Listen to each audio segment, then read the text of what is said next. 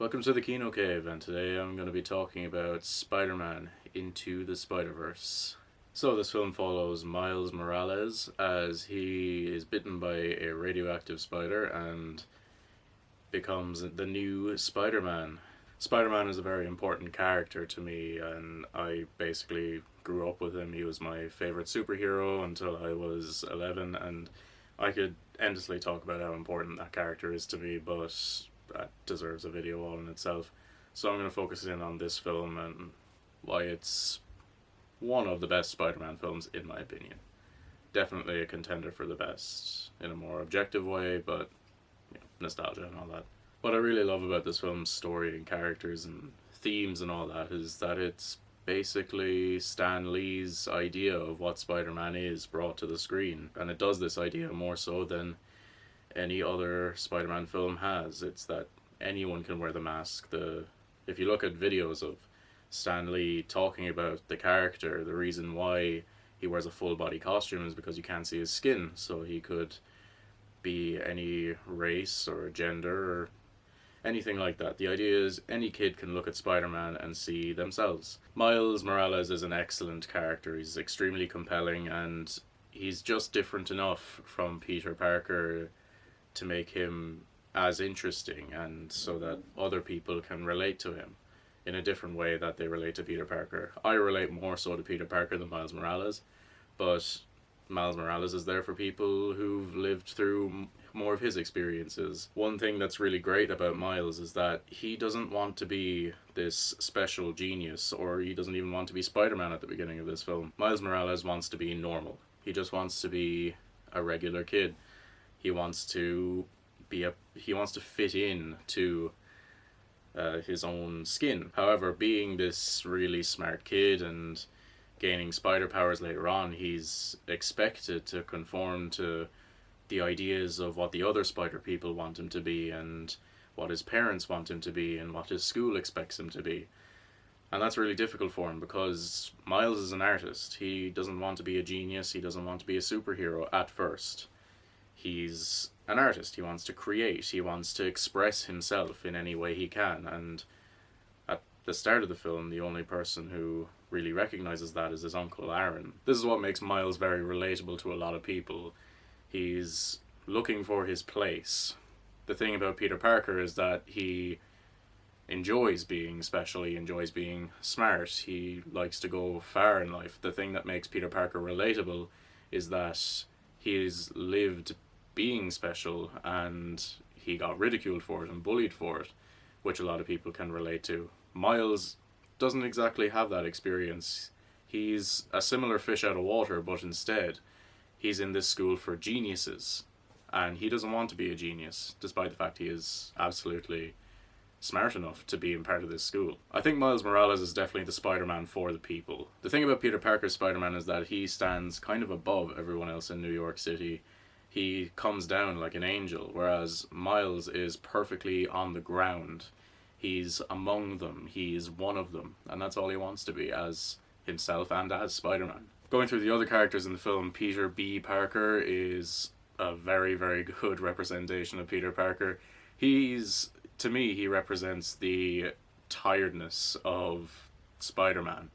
He's lived through the same story over and over again, and he's so stressed and annoyed that he has to go through the same thing, even going as far as to just make up names for the generic stuff, and he knows all the tropes within his own life, and he's sick of it, and he needs to grow, but he doesn't realize that that's what he actually wants. He's stuck. He's dug himself this hole of being in a constant state of repetition, and he discovers through Miles that he needs to come out of that cycle. Spider-Gwen is a very good character for a lot of reasons. She's obviously a very good Spider-Woman for any young girl to look up to. She's got a pretty sick haircut, she wears ballet shoes, and beyond that, beyond the more superficial stuff, she has a very good character. She's kind of an introvert, a loner. She doesn't really have any interest in making friends.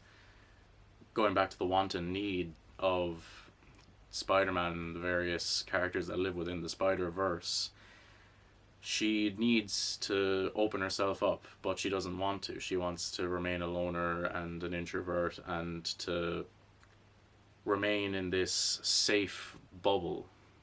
And she doesn't realize that she needs to come out of that and she needs to make friends. And through Miles, she discovers that. She's a very good, flawed, but also kind of a mentor figure to Miles as well. Spider-Man Noir is so good. I love Nick Cage. He's one of my favorite actors, and almost every line in this film from him kills me. Like when they're talking about Miles behind his back and he just looks up. He's looking right at us while we talk about him. I love Nick Cage so much, and he's really good in this role. Spider-Ham is largely a comedic relief. Not that the film needs a comedic relief, but he provides a lot of funny moments and kind of represents the more ridiculous side of the Spider-Verse. A particular line from him that I love is, "Do you have a problem with cartoons?" I love that line. It's very meta considering that the movie is a cartoon. And Spider-Ham provides a lot of funny moments, but is a pretty decent Spider-Person as well within the film. The only Spider-Person in the film that I don't really connect with that much is Penny Parker. I feel like she was definitely left by the wayside a little bit. She gets a couple of moments. She builds the goober and her robot gets destroyed and things like that, but I think she's definitely given a lot less to do. She's kind of left by the wayside, which this is a very stacked cast already, so maybe she could have been omitted entirely. I think focusing on just a few spider people is enough. A particular scene that I love in the film is when Miles is trying to figure out how to be Spider-Man, and they're in the little spider cave, spider web, I don't know, the little shack that ends up being like a bat cave sized base.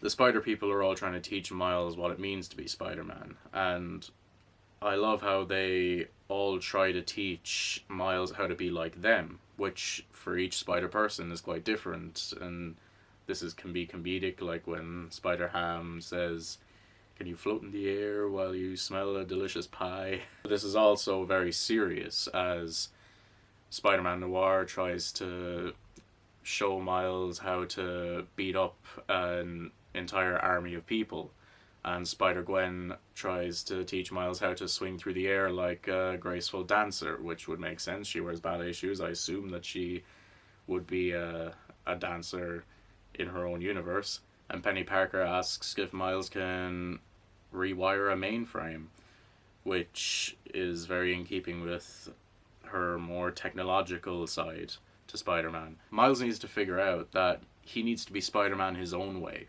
and he doesn't need to do what they do. Spider-Man Noir's idea of what's being Spider-Man works in his universe, as does Gwen's and Peter B. Parker's and all the other Spider people. Miles needs to figure out how to be his own Spider-Man, and that's just a really... Goddamn, these characters are so good. I really do love this movie. I'm getting giddy talking about it, and even talking about this movie and watching it this morning made me even more excited for Across the Spider-Verse. I was not that excited about the new Spider-Verse movie until today when I started talking about it and watching Into the Spider-Verse, and I will have to see how I feel about it, but I'm excited. Moving on from the story and characters, the animation is spectacular, sensational, amazing, 2099, wait, that's not an adjective. The animation is really amazing. It's so good. It has created almost its own subgenre for other films. Films started to copy that, for better or worse. But this movie is a pioneer. This movie will be studied in years to come in terms of its animation. The way it feels like a comic book, but it's still in 3D. It's just such a great idea. No wonder it takes this long for Spider-Verse movies to be made, because they put so much effort in.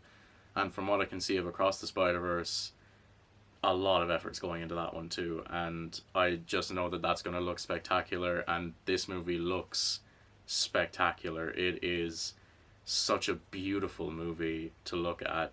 The colors, the animations, the moving, the little thought bubbles that appear above characters' heads, the colors, the different designs, the way the different spider people are drawn in their own separate styles. It's gorgeous to look at. You could watch this film on mute and just appreciate the visuals, and it's so good. Daniel Pemberton's music, I feel, gets a little overshadowed by the soundtrack, which is really good. It's not amazing. I like Sunflower, I like What's Up Danger. Never really listened to any of the other ones, but they work for the film. But Daniel Pemberton's music is so good. Each spider person has their own little theme, and it's really good. It's such a Spider-Man type theme for Miles and for the other spider people. This is some of the best Spider-Man music, and Spider-Man has some really great music. James Horner's music, obviously Danny Elfman's, Joe Paisano's, and damn, I'm blanking on who did the music for the Tom Holland movies. Michael Giacchino, of course. He's one of my favorite composers. Pemberton's music is so good, and the way they integrate it with the rest of the movie, it plus the sound design is so great, and I can't get enough of it. I really love music in film. It's such an important element for me, and the music in this, both the soundtrack and the score, they work together so well. Finally, just touching on the themes of this movie, that anybody can wear the mask, and the representations of the different spider people, that's really the most important thing, I think, in this movie. Not necessarily the best thing, because there's a lot of good stuff in this movie, but it's the most important, I feel. This is one of my favorite films in terms of its representation.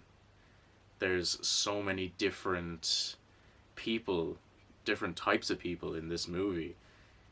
You've got the kind of Spider-Man that people like me can look up to, and the one that gets murdered. Ouch. You have Miles Morales Spider-Man, a mixed race kid that people who are mixed race can look up to and see themselves in that character. You have Spider-Gwen for the little girls that want to look up to a spider person and cosplay as them and make up their own stories with them in the lead role. You got Spider-Man Noir for the older generation who want to see a classic noir style Spider-Man. That kind of Spider-Man works perfectly for them. You've got Peter B. Parker for the middle-aged people who want to see a Spider-Man that they can relate to, and I'm sure that most of them can. Hell, I can, and I'm like 20. And then Penny Parker, again, I can't really see much of her need to be in this movie, but I guess for anime fans, it's pretty good. I'm not a huge anime fan. Don't come at me. And of course, Spider-Ham is there for the young kids who appreciate the more gentle, more obvious comedy, which is still really good. Like, as an adult watching this, Spider-Ham had me laughing out loud. He's such a good energy and a really refreshing Spider-Man to have in this. He's less serious, he's more Looney Tunes. And I love the line when he asks if animals can talk in their universe to not freak out. I think it's Genki. I don't know who that. I think it's Genki. I know him from the video game. My one sort of negative in this movie, and it's not a terrible thing. I think this is a 9 out of 10 or 10 out of 10 movie, but Wilson Fisk, although he's kind of well developed, he's a bit lacking. I think the villains were definitely left at the background just to provide a threat. While Fisk has a good story in that he's trying to get his family back, that's not explored that often, and he doesn't really have much of a connection with Miles at all. But it's a minor negative. It's nitpicking at this point. This film is truly amazing. It's probably the best Spider-Man film since Spider-Man 2, and damn, who knew that this movie would be as good as it was. I remember seeing the trailer for it and thinking, yeah, an animated Spider-Man movie, yeah, whatever. And then when the reviews came out, I was like, okay, I'll go see it. I'll give it a chance. And then I saw it, and I'm like, okay, so I'm listening to the entire soundtrack and score for this as I walk through the city. This is an amazing film. It's such a great movie for comfort reasons. You can analyze it and still find amazing things to be found in it. I love this movie. I don't get the urge to watch it often, but when I do, I fall back in love with it every time, and I can't wait to see Across the Spider Verse.